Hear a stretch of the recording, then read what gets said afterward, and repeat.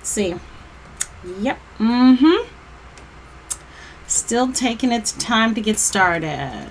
Ooh, my nose is a little shiny. Starting.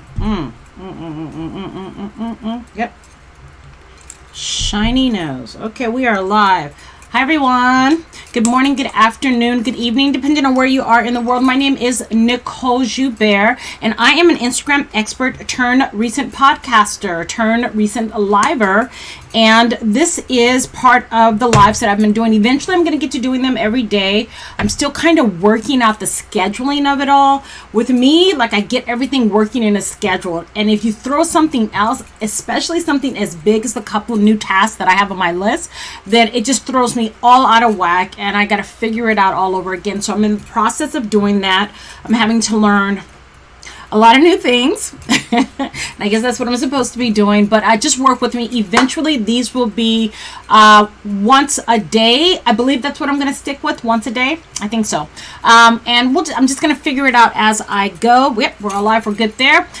So today, also, hey guys, if you're not following me on Instagram, you should. I've got a ton of free tips if you're looking to grow your Instagram. Just go to my page at Nicole Joubert, NiCholeJoub as in boy, ERT, and follow me there. And if you go into my tips, you'll see a series that's called Nick Tips. I think it's called Nick Tips, quick Nick Tips, something like that, Nick Tips. And yeah, there's a ton of tips in there, and they are fantastic. Basically, I've just compiled over the years all of the things that my clients, when I'm talking to them about their pages, the questions that they ask me are the same questions that everyone needs to know when they're starting their Instagram. So I just compiled them into tips, and also at the end of these ones, I always give a tips. At the end of these lives and a podcast, I give a tip. And today's tip is going to be about how to let people know exactly what your page is all about. If they just get to see it really quickly, they pop on your page really quickly, and before they get to read anything, just visually, you can let them know everything that's going on and everything that they're going to get. And that's going to be the tip for today. So stay tuned for the end. So let's dive right in. So today I'm going to be talking about, obviously, the things that I talk about on this are about my own experiences as an entrepreneur, as a solopreneur, as an African American woman, as a mother. You know, I just throw all of that in, even as a Christian, because that seeps into me, because it's my personality and it's my truth.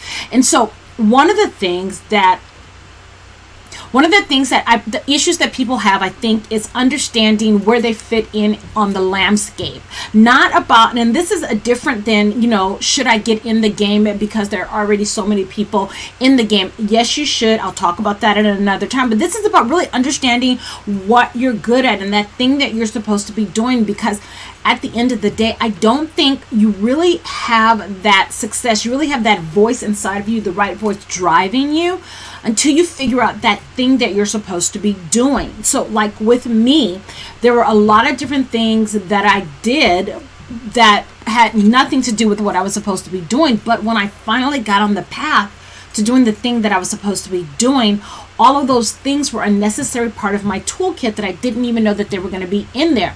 And what I find is that, you know, if you're just living your life, somehow it just all works out. Of course, I have a spiritual answer for that, but not everybody is, you know, into that. So I won't go into that. But, you know, if you want to talk to me about that on private, just DM me and I will give you a talk about how I really feel about that, because coincidences don't just happen. They're from someplace.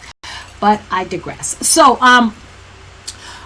the thing that I am very good at is, and I don't know if I'm at the final end of that journey of understanding, but the one place I've talked about before that I feel like I can fly at is when I'm acting. And of course, all of that entertainment, acting, drama, personality, it comes into play when I'm doing this. But now, I'm older than most of my audience, and I know that I look really, really young. But, you know, I was born in 1970, and my mom was born in 1940. And so education was a really big deal in our family. So little backstory first. Okay, so you have my grandmother, Miss Goldie Galloway. Yes, her name is Goldie. Her father was Dave Galloway. Now, Dave Galloway, his wife died after my grandmother was 6 years old. My grandmother's the baby, and his wife died when she was 6 years old. And I believe I have five other, I think there were six girls. Six girls and one guy. And she died when his wife died when the youngest was 6 years old. And so my great grandfather became the first African American postmaster of his city because he had to raise these children. I don't know the details to how he got into that, but obviously he was a gangster as far as convincing people that he needed to get the job done. And, and he wanted his children to have a certain status of life. And so they're from Benton, Louisiana. And one of the things that he instilled into his children was that education was the way out of any circumstances. And if you go back, if you dial back time to the time that they lived in, that was the absolute truth of the situation. Education was a way to a good job. A good job was a way to, good surroundings, a good living, a good mate. And so education was really the key that you needed to have a good life in the time period that my grandmother grew up in. So one of the things that the relationship between children and parents was a little bit different back then. And my great grandfather was beloved of his children. And one of the things that they did not do is they did not upset him. They did not go against his wishes. And his wish was that they all got an education. So all of them have degrees. My grandmother has a degree. All of, her sisters and her brother had a degree. Now, one of the other things that my grandfather did is he helped them to choose their mate. So my grandmother had a young gentleman that she was in love with, and she had two gentleman callers. One was my grandfather, Richard English, and one was the other guy that she really, really loved. I don't know what his name is. But when my grandfather sat down with them, and of course, you dated through your parents back then. Everything had to be was really above board. My grandfather saw that my great-grandfather saw that Mr. English's goals were more in line with the life that he wanted for his daughter. She was in love with the other guy, but financially, character-wise, he just wasn't getting the job done as far as my grandfather was concerned. And so in going with her father's wishes, she married my grandfather, Mr. English, Richard English. And so, she became Goldie English. Now, in all of that, the reason why my grandfather chose Richard English, my grandfather, my great-grandfather, chose my grandfather was because education was very important to my grandfather. And that was one of the things that really lent it. And now my grandfather, he's not from, his family is not like they didn't have money. He was born dirt poor. He's what you would kind of consider his family. I think I've heard it through my family called kind of like a modern day, kind of like hillbilly. They were, they were country people, but even his brothers and sisters looked down on him, but he too saw that education was the road for him to have the status and the lifestyle that he wanted. And he went on to, get his PhD even back then. So my grandmother, she gets her degree and she continues to get advanced degrees. My grandfather gets his degree. He continues to get advanced degrees, and they're married. And so one of the things that was really important for their children was education. Professionally, they were both teachers. They were entrepreneurs and they did a lot of other things, but their 9 to 5, they were teachers. And so back then, the teaching world was very close knit, and all the teachers knew each other. And so not only were consequences grave in my mother's generation, in her family, for not doing well in school, but there was no leeway. All the teachers knew each other. If they ever did anything they weren't supposed to do, then they would just tell their parents. And that's basically how it worked out. And my mother was a model student. Even my aunt, who was a little bit wild back in the day, she was kind of doing her thing because, of course, they're also PKs, they're preacher's kids, because my grandfather was also a very reputable preacher at the time. Preacher's kids sometimes get a little wild. Well, my mother wasn't like that, but my aunt was. But even in all of that, she still got excellent grades. My mother graduated at 16 at the top of her class. My aunt graduated at 15 at the top of her class, and then they both went on to college after that. And so college was really important. But back then, college for women held a different place. It was more about finding a suitable mate, which they both did at different ways. But, my mother, she didn't graduate from college, but she got to her very last semester and she got married to another college educated man, so who was an engineer. So when I grew up, like, it was a no-brainer that I was going to college.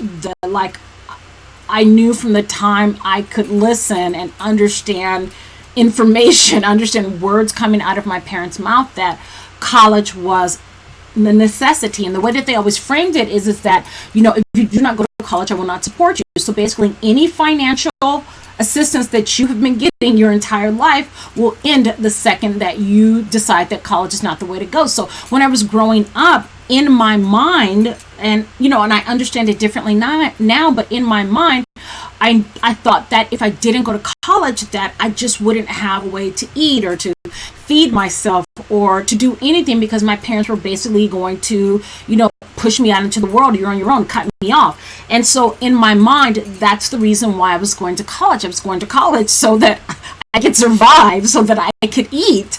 And so everything that I did about going to college is I just had to get in. I didn't put college on the pedestal that it should have been in terms of information at the time when I grew up. Because remember, I'm older. I look younger, but I'm older. I grew up in the 70s. And so I started college in 1988. In 1988, the mantra from parents was, you have to go to college or you'll starve. And we were still in that you go to college, you get a good job, you work for 30 years, and then you get a great retirement. Now, we all understand that in today's society, that model just doesn't work. It doesn't make sense, and it doesn't work. And even if you did all that, you're not going to get the guaranteed outcome that you used to get when I was coming up. But still within all of that, from the time I was a very young girl, I wanted to be an entertainer.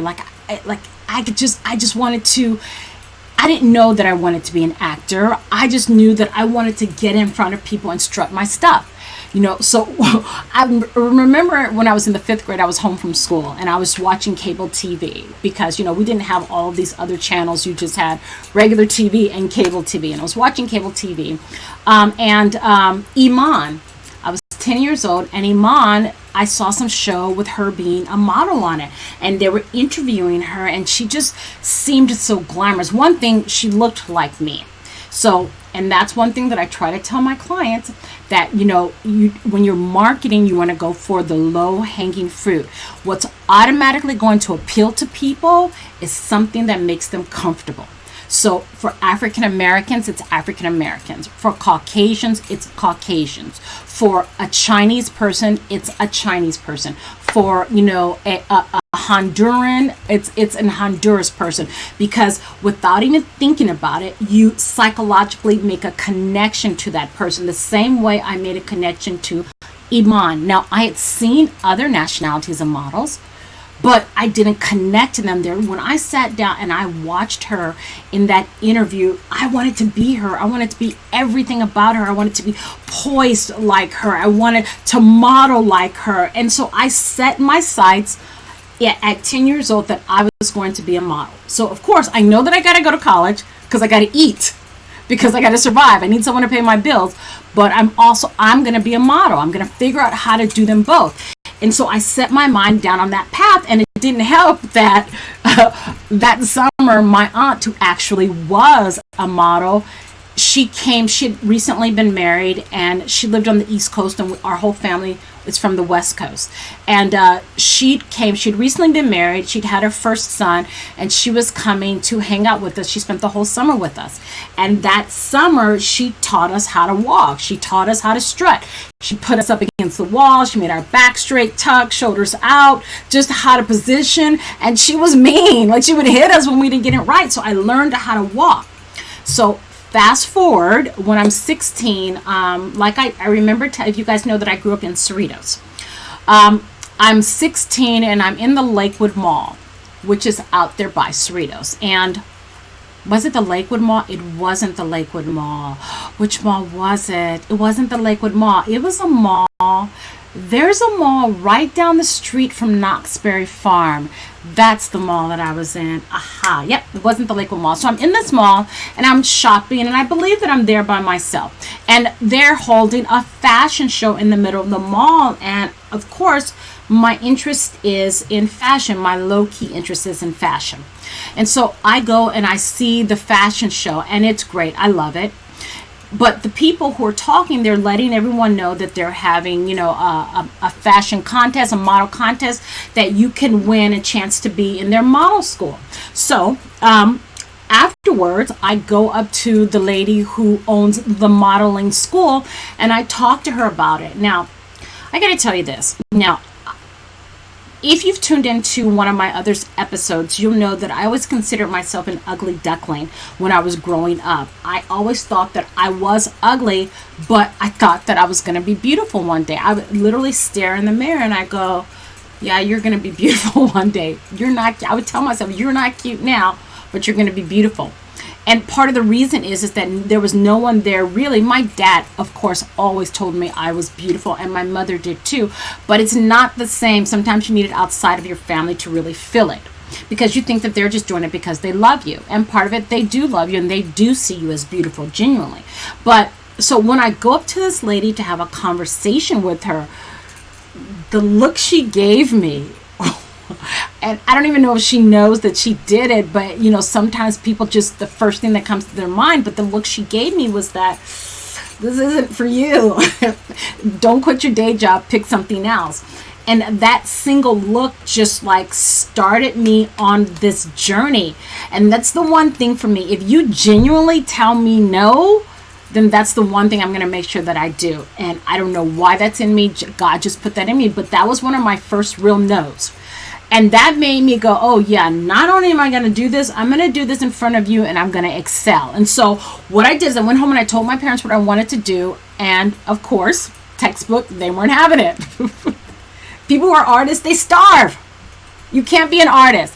And you get cut off. You won't have any money.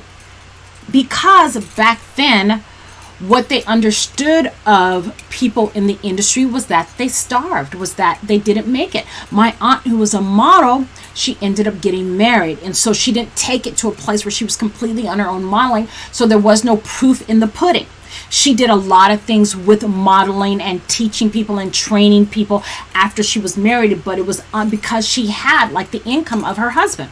So now fast forward to me. My parents are like, nothing doing, but I do get them to say, if you want to pay for it, if you want to waste your money, you can do it. So I don't know how I did it. It was $1,600, but I paid it. If I remember, I believe I got a job. I believe I was working at McDonald's, my first job in Cerritos. The McDonald's that's in, I think it's actually in Artesia. It's on, I forget. I can't think of it right now.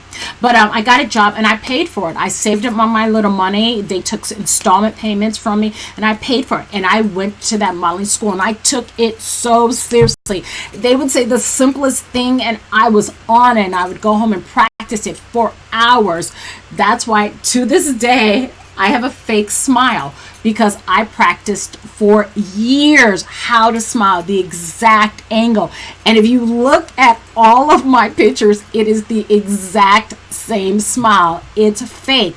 You have to actually make me laugh to get like an original, not forced smile. I don't even know how to do an unnatural smile because I practice it so much. I practiced walking. I practiced every little thing that they gave me. So, and what they would do is they would have these mall shows just like the one that I showed. And so they would, like, you know, after we finished the program, you know, they would book you in these mall shows and they'd actually pay you. So I would do these shows, and I was really, really good because I practiced that walk, honey. I practiced the tarnation. I practiced my walk so much. You know, after I was done with school, I was practicing my modeling.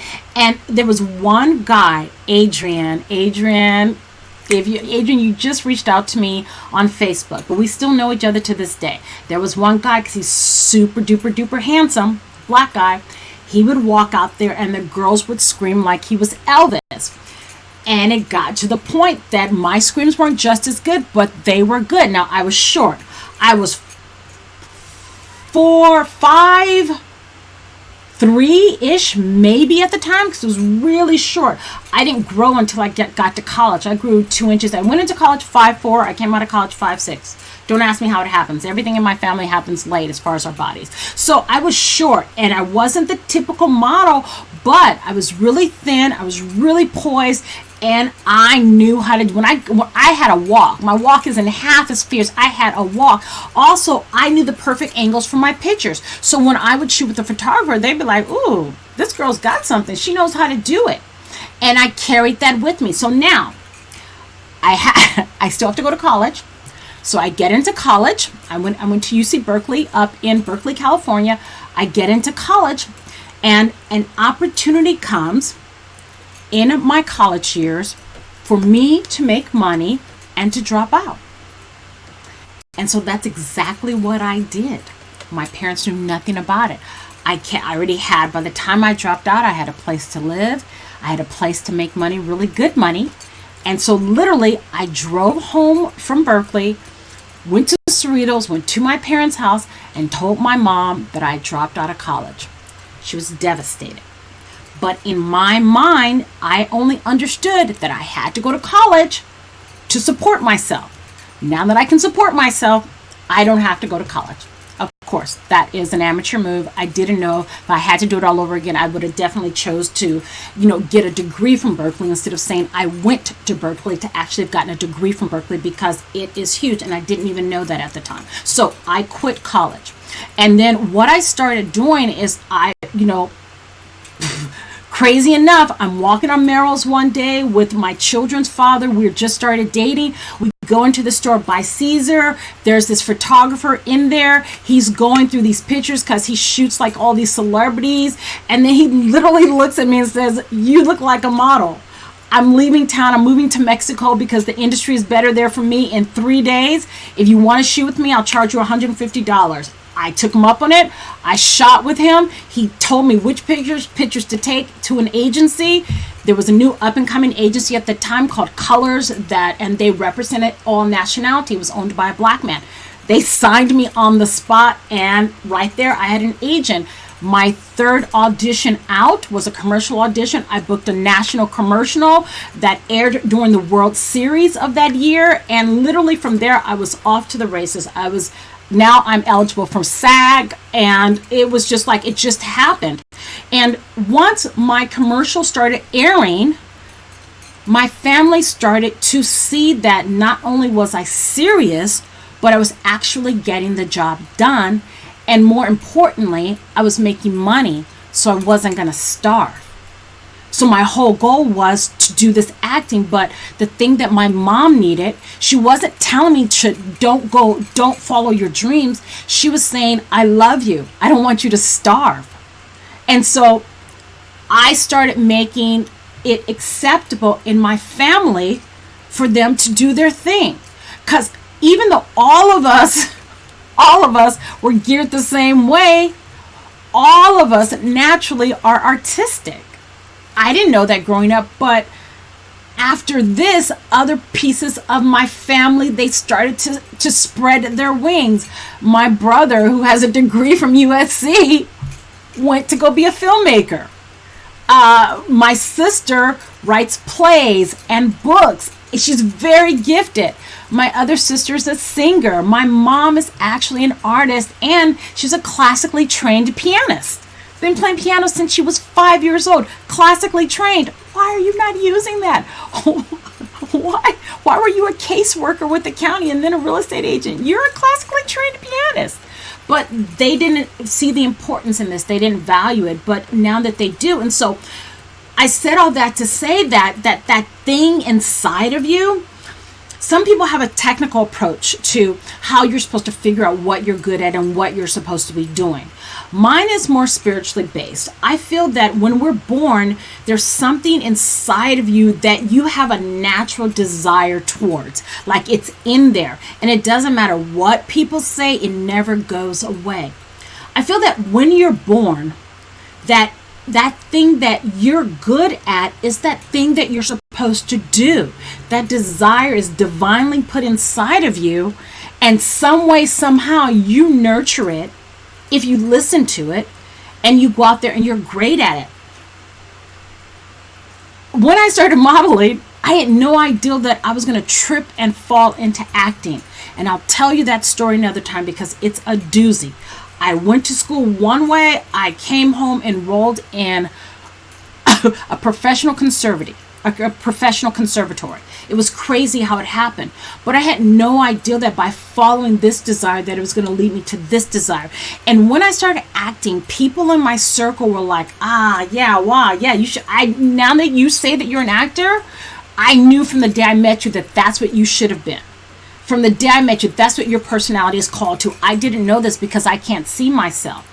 And even though acting for me didn't feel natural, like literally in the beginning of my acting career, I would shake like this on stage because I was so scared of being in front of people. By the end of it, and then getting into the industry, I realized that it's the only place, because like I said before, I'm a bit of a control freak. It's the only place where I can let go and feel like I'm flying.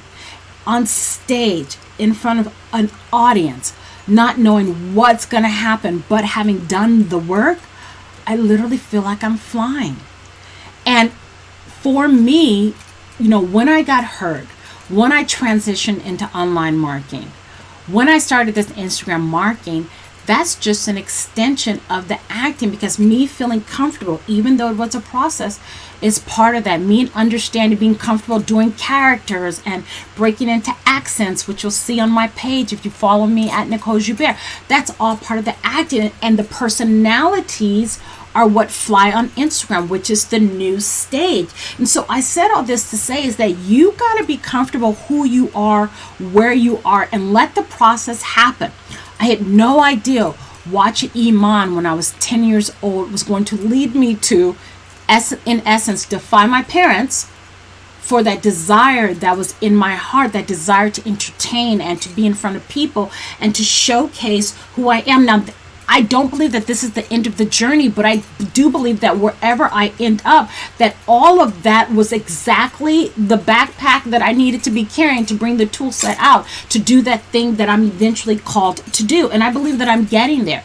And so for you, you have to not ignore that voice inside of you. You have to be okay, even if everyone in your circle thinks that you're crazy, because my entire family 100% accepts me as an artist. And it's not because I'm older. They started accepting me as the artist respectfully in my early 20s because I was gangster about my pursuit of it. After I figured out how to pay for my life so that my parents wouldn't cut me off, I was a gangster. I was a gangster at it. So, I just say that to you because I know that we all struggle. I know that, all of us, including myself, on different areas, we're just not sure where we're supposed to be. And I'm telling you to look inside, because you are sure, you're just not listening to yourself. Okay, so if you guys like that, now I'm still going to give you a tip, but if you guys liked that, then, take a snapshot of this. Share it with people. If you've got a friend who needs to hear this, tag them in this so they can listen to them. Someone that that you can see that they've got one tool that they just do without thinking. They're just great at it. But they're telling you they want to go to school to be an astrophysicist. And you're like, nah, that's your gift. Tag them in this. Let them see this. Let them see my journey, so that you can inspire them, so that you can be that friend that helps your friends get there, because those are the best types of friends. So now we're going to talk about my tip for today. My tip for today is how do you let people know what your page is all about? When they just get there and they can see it without having to think about it, they just know. So this is the thing. Our minds process information, images, faster than we process words. And that's one of the reasons why Instagram is so popular, because it's visual. When we see a visual representation of something, let's just say it's a picture of a dog, versus seeing the word dog, visually, our minds can process the image a lot faster, and so we connect to it faster. And so on your page, when you get to your page on the phone, you can see about the first 6 and part of the row of the next 3 pictures. So we'll say the first top 9 pictures you can see if you just go to someone's page. And so what you want to make sure is that those first 9 pictures tell the complete story of your brand.